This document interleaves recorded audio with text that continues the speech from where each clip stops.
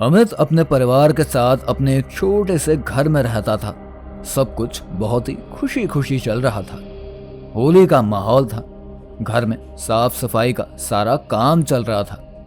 जब अगले दिन होलिका दहन का दिन आया तो अमित की मम्मी ने अमित और सभी घर वालों से कहा कि आज मेरा होलिका दहन में जाने का मन नहीं है और ना ही तुम लोग जाओ।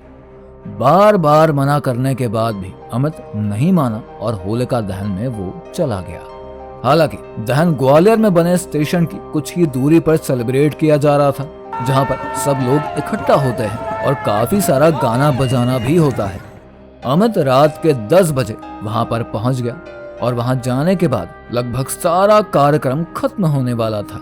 कुछ देर रुकने के बाद जब सभी लोग अपने अपने घर जाने लगे तो अमित ने सोचा कि आज तो मौसम बड़ा ही सुहाना है, क्यों ना थोड़ा टाइम यहीं पर बिताए और दोस्तों को भी बुला लिया जाए।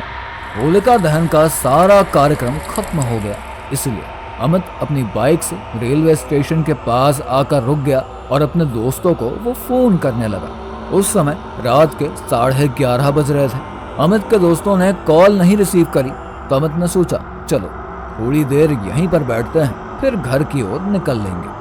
थोड़ी देर समय बिताने पर अमित को ऐसा लगने लगा कि मेरे आस पास कोई है, लेकिन अमित ने इस बात पर जरा भी ध्यान ही नहीं दिया कि लमसम 12:30 बज गए हैं। अमित ने जैसे ही अपनी गाड़ी स्टार्ट करी तो गाड़ी की लाइट सीधे एक पेड़ पर जाती है, जहां पर अमित को ऐसा लगता है कि कोई पेड़ के पीछे खड़ा है। ये देखकर अमित काफी ज्यादा हैरान हो जाता है, लेकिन जैसे ही अमित अपनी बाइक से उस जगह पर जाता है वैसे ही वो देखता है कि एक बाइक पर सवार हस्बैंड वाइफ आते हैं और उसी पेड़ में वो आकर लड़ जाते हैं, जिसकी वजह से हस्बैंड की तो वहीं पर मौत हो जाती है, लेकिन उसकी वाइफ जिंदा रहती है। अमित जल्दी से एम्बुलेंस को फोन करता है। एम्बुलेंस आती है और इन दोनों को लेकर चली जाती है। इसके बाद अमित भी काफी ज्यादा घबरा जाता है तो वो भी अपने घर की तरफ चला जाता है। उसी रात जब अमित अपने बिस्तर पर सोता है तो उसे वही सपना दिखाई देता है जो उसके साथ हकीकत में उसी रात को हुआ था। लेकिन इस सपने में दोनों की तुरंत ही मृत्यु हो जाती है और इतना देखते ही अमित के फोन की घंटी बजी और ये कॉल उसी अस्पताल से था जहां पर अमित ने इन दोनों को एडमिट करवाया था।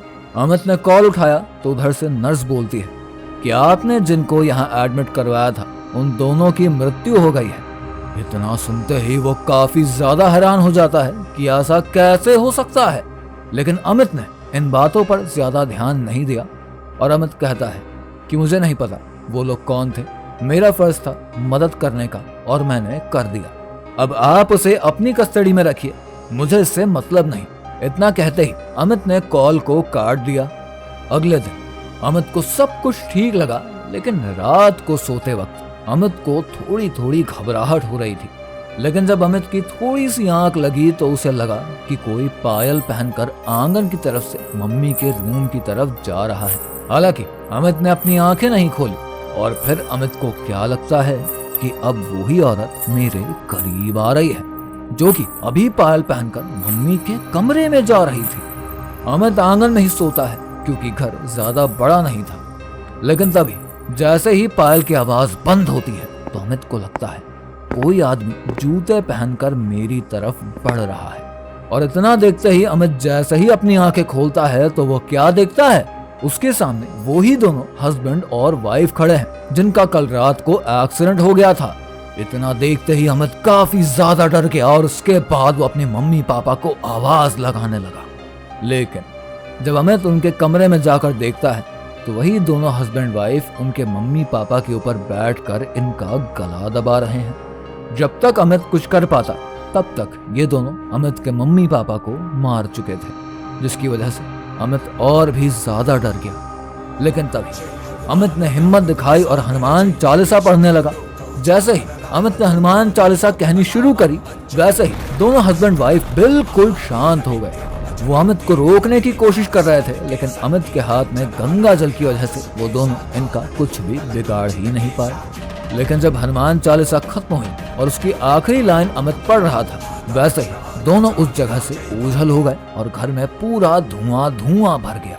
इतना देखते ही पूरे घर में एक शांति छा गई। लेकिन अमित की शांति तो पूरी उजड़ चुकी थी, क्योंकि वो दोनों हस्बैंड वाइफ अमित के मम्मी पापा को हमेशा हमेशा के लिए अपने साथ लेकर चले गए। हालांकि उस दिन के बाद से अमित को दोबारा इन चीजों का सामना नहीं करना पड़ा और आज अमित अपने दादा दादी के पास में रहता है।